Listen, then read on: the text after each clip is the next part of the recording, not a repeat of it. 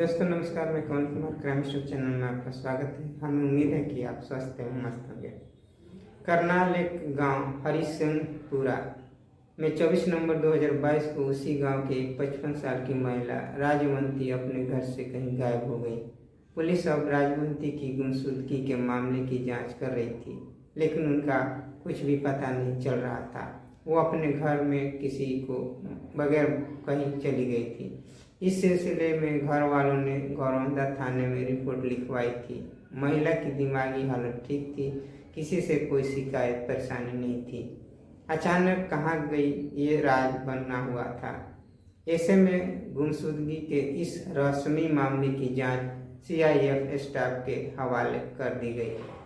इस बीच पुलिस का ध्यान एक अजीब इत्तेफाक पर गया। इत्तेफाक ये कि जिस रोज से राजवंती देवी गायब थी, उसी रोज उसी गांव में एक लड़की की एक दर्दनाक हादसे में मौत हो गई थी।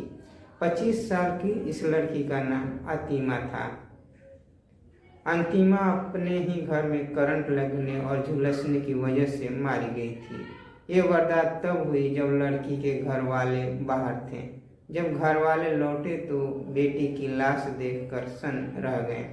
वैसे तो लाश की हालत ऐसी थी कि उन्हें अपनी बेटी को पहचानना मुश्किल हो गया था, लेकिन कपड़े और ज्वेलरी से गवाही दे रहे थे कि ये अंतिमा की ही लाश है।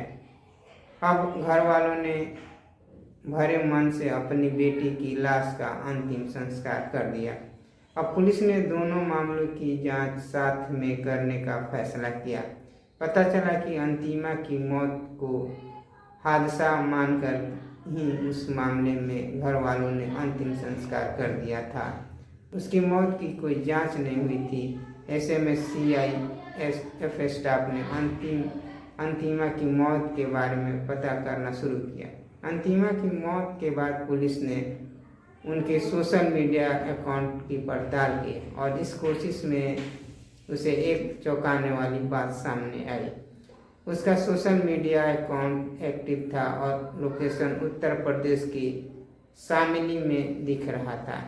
अब CIF स्टाफ की टीम करनाल पहुंची और उसने सीधे उस जगह पर दबिश दी जहां का लोकेशन शो हो रहा था। पुलिस को तो शक था ही, शक सही निकला। वहां अंतिमा मिल गई। वो अंतिमा जो 4 महीने पहले अपने ही घर में शॉर्ट सर्किट करंट और जलने से मारी गई थी। जाहिर है कि अंतिमा जिंदा थी, तो फिर सवाल है कि मरी कौन थी। जवाब है, मरी थी अंतिमा के गांव में रहने वाली 55 साल की महिला राजवंती देवी।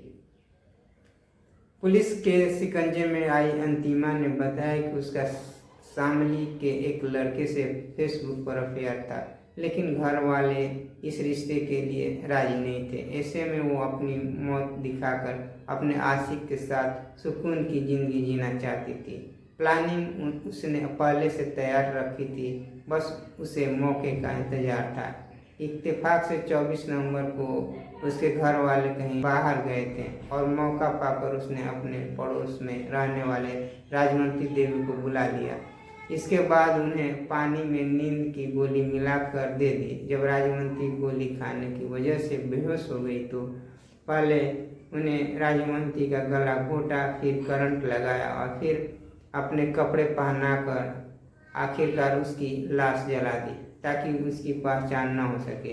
इसके बाद वो अपने प्रेमी के साथ भाग गई और उसके साथ शादी कर शामली में ही रह रही थी। लेकिन अब पुलिस ने उसे गिरफ्तार कर लिया और साथ ही राजवंती देवी की मौत का राज भी खुल गया। दोस्तों बस इतना ही, फिर अगली वीडियो के साथ हाजिर होंगे। नमस्कार।